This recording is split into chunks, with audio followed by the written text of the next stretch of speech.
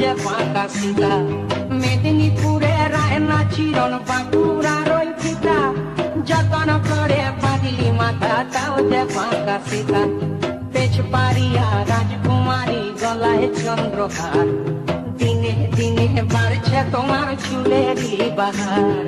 পেছ পারিয়া রাজকুমারী গলায় চন্দ্রহার, দিনে দিনে বাড়ছে তোমার চুলেরই বাহার।